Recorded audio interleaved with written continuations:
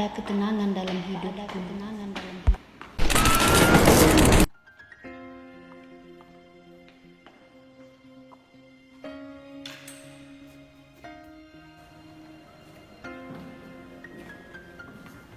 Ya, mana pesan Bismu? Untuk apa? Bikin tugas lah. Tugas kau siarkan. Kenapa harus nyontek? Bikin sendirilah. Kau aman kau mana? Udah sosok pintar kau, hah? Soalnya kau hidup pula. Dasar bodoh.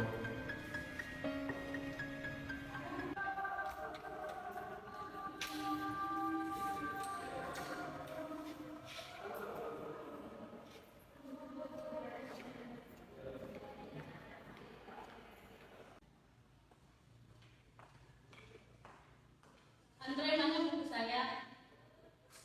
Tuh, ambil bukumu. Gak butuh aku. Tulisan jelek, kerayang. Dasar bodoh. Bagus ini. Iya.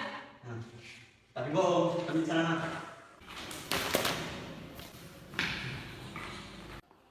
Ini buku ya? Iya, itu buku jangan diinjak nanti gatal. Terserah aku. Mau aku injak atau mau aku ngapain? Ini buku jelek banget. Nih, Tasya rekam. Jom. Oh, jatuh. Jangan.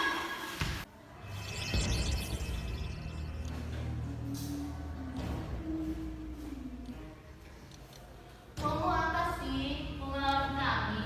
Kamu tuh jangan selesai cakap ya sama dosen. Kenapa nilaimu bisa tinggi dibanding aku? Seharusnya aku yang nilainya lebih tinggi dibanding kamu. Jangan terus dosen pendek yang bisa dapat nilai tinggi. Enggak, aku gak seperti itu usaha belajarku sendiri.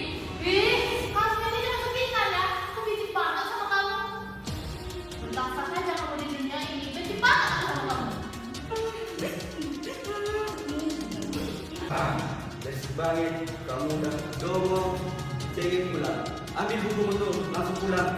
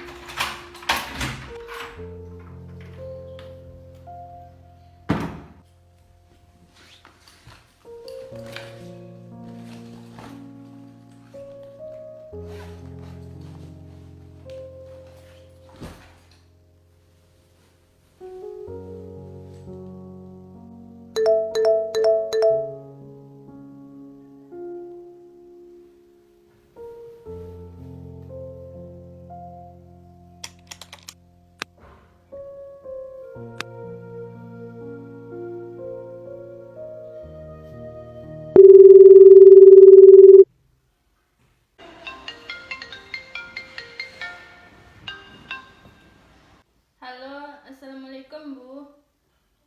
Waalaikumsalam. Ada apa kamu nelpon? Ibu lagi sibuk kerja. Kamu ganggu aja nih. Bu, ini udah awal bulan Bu. Uangku hampir habis, tapi Ibu belum mentransfer uang Bu.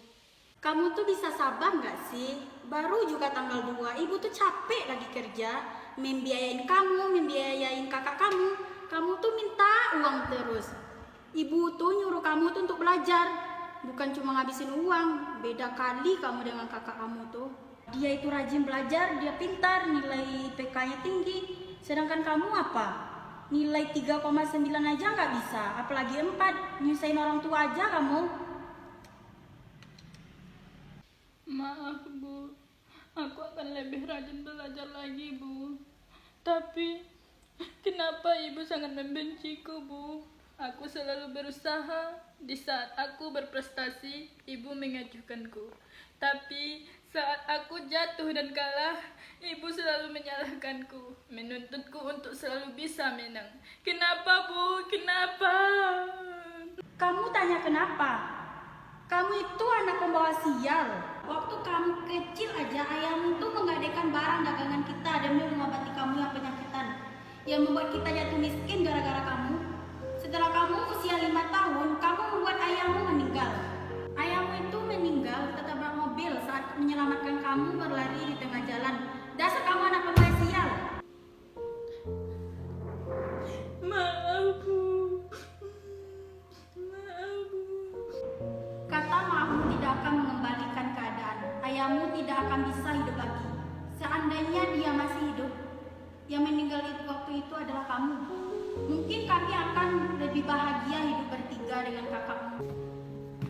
Kenapa nggak kamu aja yang mati?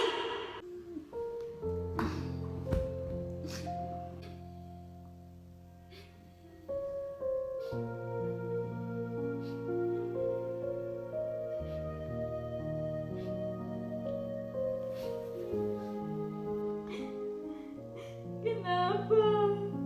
Kenapa semua orang membenciku? Aku juga ingin hidup tenang. Aku juga tidak ingin ayah meninggal waktu itu. Kenapa aku tidak meninggal saja bersama ayah? Ayah, aku merindukanmu. Aku ingin bersamamu, ayah.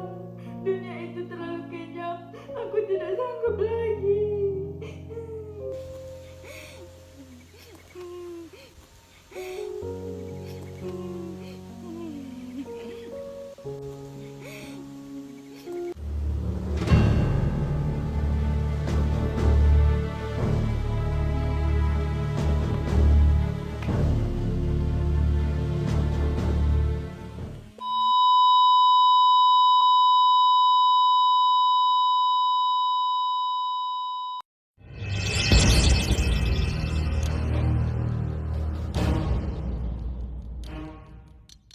Bullying adalah suatu tindakan atau bentuk-bentuk perilaku kekerasan di mana terjadi pemaksaan secara psikologis atau fisik terhadap seseorang atau sekelompok orang yang lebih dari sekelompok atau seseorang tersebut. Persentase kasus bullying yang ada di Indonesia. Dari hasil riset Program for International Student Assessment atau PISA 2018 menyatakan bahwa Indonesia berada di urutan kelima dari 78 negara yang banyak mengalami kasus bullying atau bulian. 15% murid mengaku mengalami intimidasi dan 19% dikucilkan. 22% dihina dan barangnya dicuri. Selanjutnya 14% mengaku diancam. 18% didorong oleh temannya dan 20% terdapat murid yang kabar turunnya disebar luaskan. Solusi mengatasi kasus bullying di sekolah. Yang pertama, di sekolah kita harus membangun tentang kesadaran dan pemahaman tentang kasus bullying. Yang kedua, di sekolah kita harus membangun tentang sistem dan mekanisme untuk mencegah kasus bullying yang terjadi di sekolah.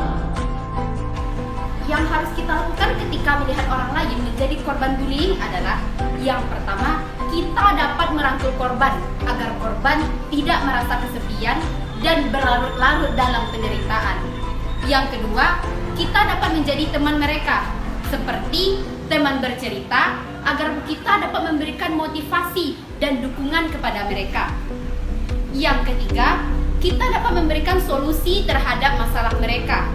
Kita dapat menggunakan bahasa yang baik dan sopan agar tidak melukai perasaan mereka. Yang harus kita lakukan ketika kita menjadi korban bullying, yang pertama, jangan melakukan penyerangan atau bullying kembali kepada orang yang telah membuli kita. Yang kedua, kita bercerita kepada orang lain yang membuat hati kita aman dan nyaman.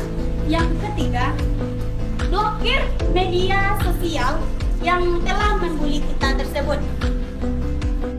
Dan yang keempat, jika bullying dilakukan secara parah dan secara terang-terangan, maka kita dapat melaporkan kepada pihak yang berwajib. Dan yang terpenting, jangan pernah mencoba untuk bunuh diri, karena